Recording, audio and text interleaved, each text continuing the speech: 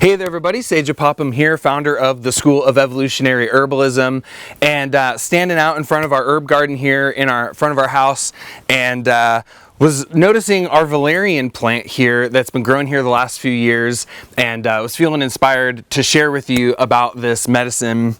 And I want to share with you a little bit about how we want to approach using Valerian within the context of holistic herbal medicine. So one of the distinct things about Valerian is that it has a notably acrid flavor, and this taste within Valerian is highly indicative of its primary medicinal properties, which really the taste of any plant oftentimes indicates not only some of the organ systems or actions that it'll have on the body, but it can actually also indicate some of its pharmacological constituents as well. And one of the things with Valerian is that it has that classic, distinct, super aromatic smell to it. A lot of herbalists tend to define it as that, quote, dirty sock smell. I don't know, my socks never quite smell as bad as Valerian, but for the most part, that aromatic property that we see with Valerian is due to the presence of volatile oils, and those volatile oils are primarily in the form of sesquiterpene lactones, valerianic acid, and it also contains iridoid glycosides and a certain class of iridoids called valipotriates, and those valipotriates are the primary compounds that are responsible for the medicinal effect of Valerian. But those ultimately translate into this acrid taste, and that acrid taste is really similar to the sensation of like bile in the back of your throat. Not exactly a pleasant taste, but what this flavor typically indicates in a medicinal plant is an antispasmodic property, meaning that it's going to help to relax tension and constriction in the musculoskeletal system. We see this in a lot of other antispasmodic herbs such as black cohosh, lobelia, kava kava, as just a few other examples. So Valerian has this very distinct acrid flavor, but it also has a little bit of bitterness to it, as well as a very pungent, aromatic, kind of stimulating quality due to the presence of the essential oils. And what these tastes all pretty much translate into is as a primary action of a nervine hypnotic. And this is really the essence of what Valerian does. You know, in terms of medicinal plants in general, we have, I tend to think of kind of two basic categories of medicinal plants. You kind of have your, quote, general practitioners, right? Plants that do a whole lot of different things like calendula or yarrow or chamomile. And then you have plants that are more specific in their actions. Like they don't do a broad spectrum of things. They do just one or two or three very specific things, and they're a little more focused in that regard. So I consider Valerian to be in that latter category. This is really a pure nervine hypnotic remedy. And in terms of the nervine category, I generally kind of think of it in terms of two subcategories, where you have your very mild nervine relaxants or nervine sedatives. Those are going to be more your gentler, relaxing remedies like lemon balm or chamomile.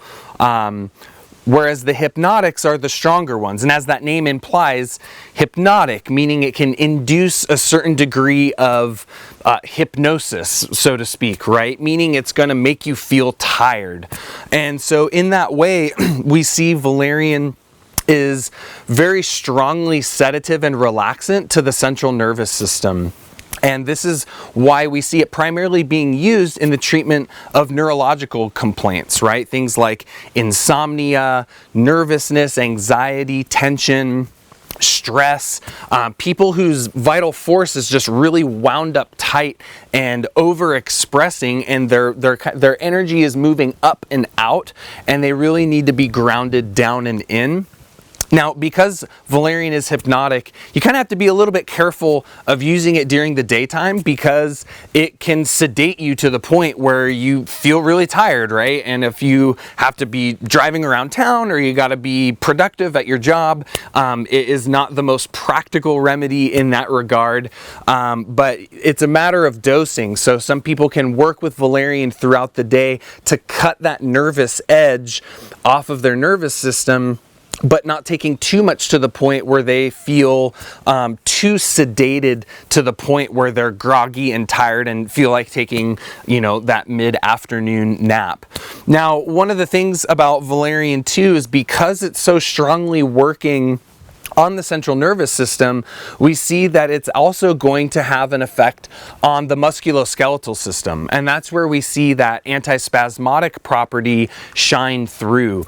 This is a really common quality that we see with strong nervine hypnotics, is that they're also antispasmodic. And this is because really every muscle in your body is innervated by the nervous system.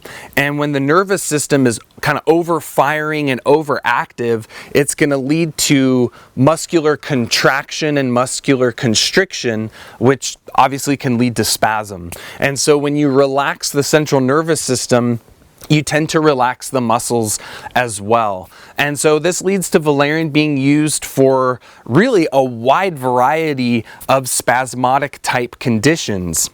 That could be, simple muscular tension and stiffness and tightness or pain in the skeletal muscles, but it can also be working through the smooth muscles that surround different organs of the body. So in that regard, we see it can be used for a spasmodic cough. It can be used for cramping in the urinary tract in a kidney stone.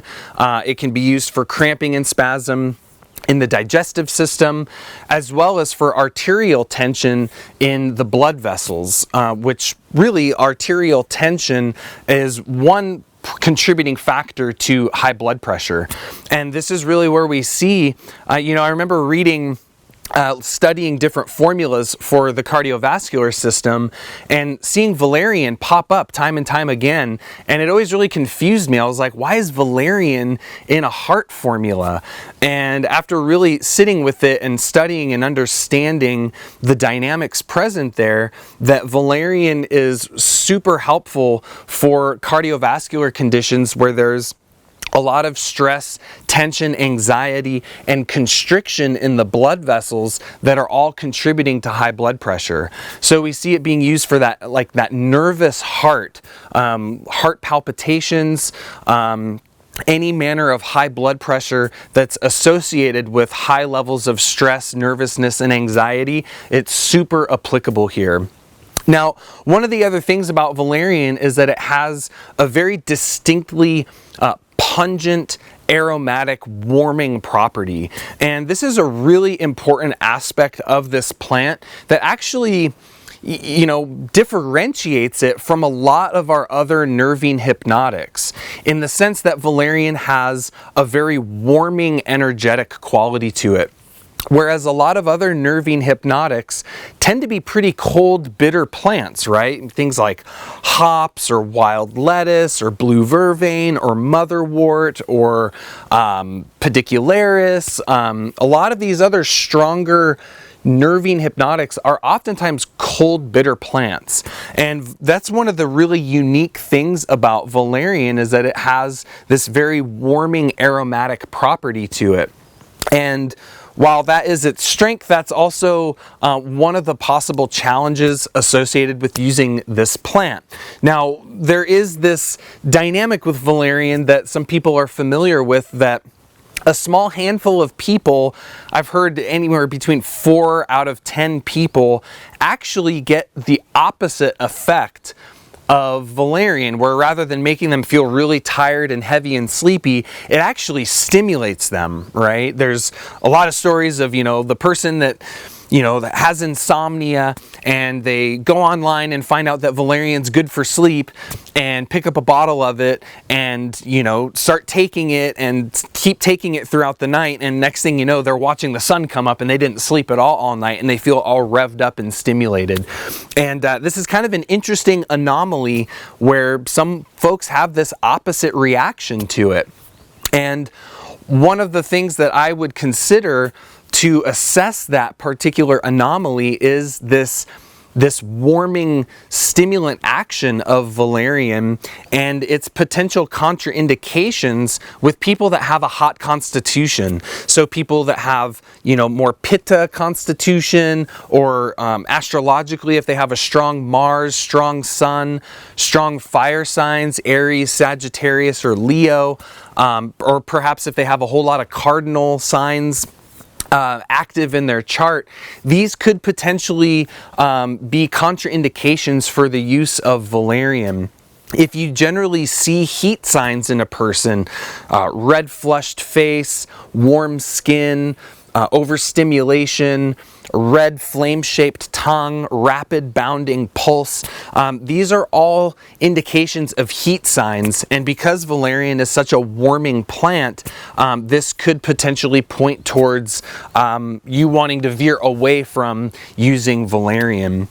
And kind of on that note, one thing we see from the eclectic tradition is the Dr. Finley Ellingwood. He notes in his Materia Medica, as well as Fife, that that valerian is specifically a cerebral stimulant. And what that means is that it's actually stimulating blood flow up into the brain, and specifically in that cerebral region.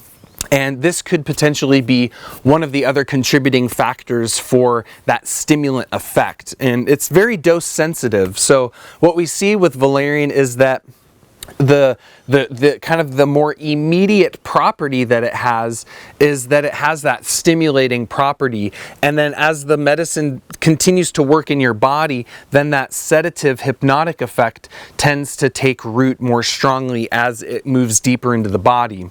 But what we also see is that it can also be dose dependent. So lower doses of valerian could potentially exhibit more of that stimulant effect, whereas higher doses are going to bring about more of that hypnotic effect. So whenever you're considering using this plant, it's really important to kind of work with the dosage, play around with the frequency, and remember that everyone responds to this plant really differently. So if you're going to administer valerian to someone, it's good to maybe have them be in touch with you pretty quickly after they start taking it, just to let you know how it's going and if they are experiencing any of those paradoxical properties.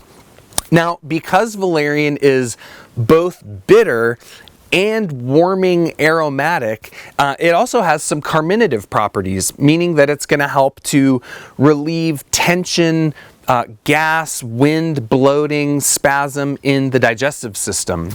And not too many people really think of using valerian for the digestive system, but to me, it's become a primary remedy that I actually use for supporting digestion. On the one hand, because it's increasing circulation of the blood to the gut, but on the other hand, because it's so relaxant, right? And one of the ways that is essential for supporting digestion is the nervous system.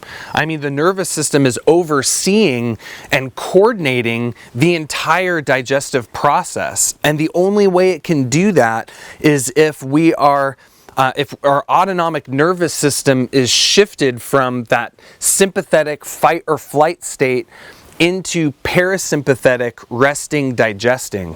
And so what's so cool about valerian is that it's equally shifting you into parasympathetic nervous system, but it's also has this bitter effect as well as this warming carminative effect. So it's literally hitting kind of three elements of digestion here that really support it in that way. So these are just some of the dynamics that I like to think about when considering valerian, and it makes me think about one of the main hypnotic formulas that we see in Western herbalism, and really the intelligence behind it. So you can, a very common simple 3-herb formula, or 3-herb lead for more complex formulas, is combining valerian and hops and passion flower.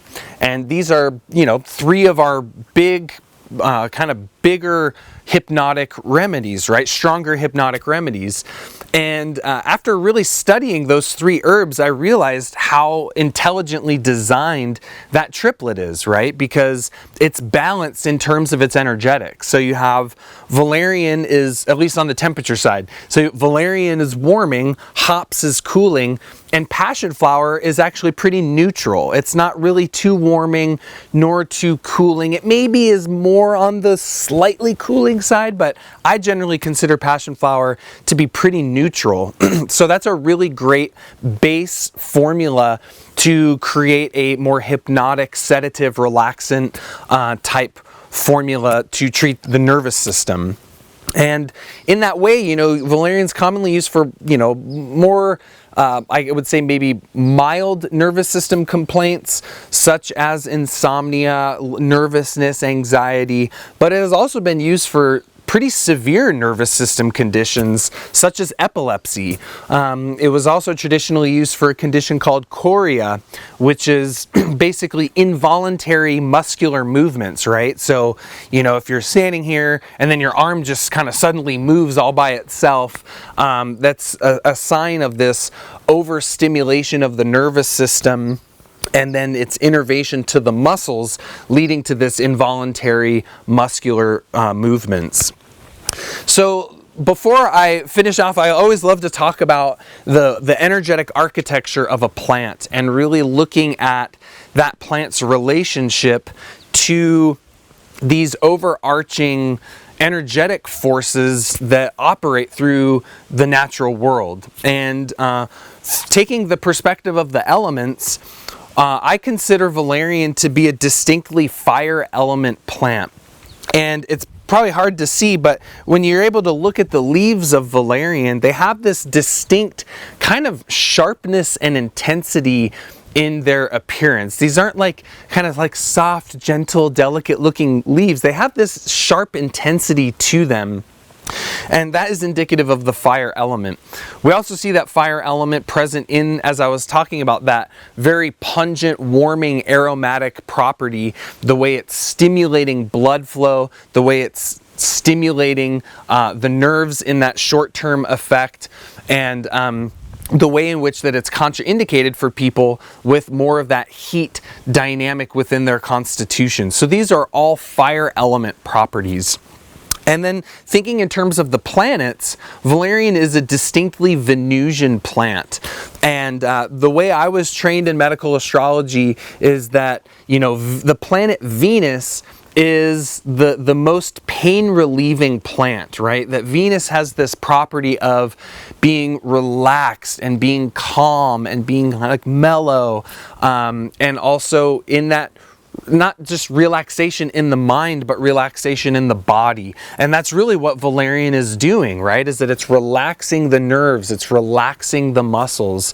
And these are all dynamics that we see within Venus and its connection to this plant. And I'm unfortunately a few days late in terms of flowering. There's a little bit of flowers here left, but one of the things that you'll notice with valerian, when it sends up its flowering stalks, it's very tall and slender and angular, and to me, very graceful in its appearance. The flowers have this very kind of soft white to gentle pink coloration to it, which are very distinct Venusian signatures. It's a very beautiful plant that changes drastically when it moves into that flowering phase. So the antispasmodic property, the nervine property, these are all Venusian dynamics. So just wanted to share a little bit about valerian here, as it's just so glorious in our front of our house right now, and wanted to talk with you a little bit about it. This was actually the plant that I recently did for our full in-depth online monthly membership program, Materia Medica Monthly. And in this month's issue, I went for like, I think 2.5 hours going super deep on Valerian, and that tends to be the theme for Materia Medica Monthly. Each month you get a new monograph. The monographs that we write up for them tend to be between 20 to 30 pages with about 2 to 3 hours of video content, MP3 downloads, and we've got full sections in there going really deep into herbal actions, energetics, constitutional theory, and you get fresh content every month for just $1 to start off for the first 30 days, and then after that it's just 19 bucks a month. So if you're interested in going deeper into mastering your Materia Medica, click the link below to check out Materia Medica Monthly, and it'd be an honor to have you in that program. And thanks so much for checking out this newest issue here on the Evolutionary Herbalism blog. If you're not watching this at evolutionaryherbalism.com, head on over there. We've got tons of free videos and training there for you. And if you haven't subscribed to our podcast yet, The Plant Path, that's available to you on iTunes and on Stitcher. So thanks so much for being here with me. Until next time, take care and be well.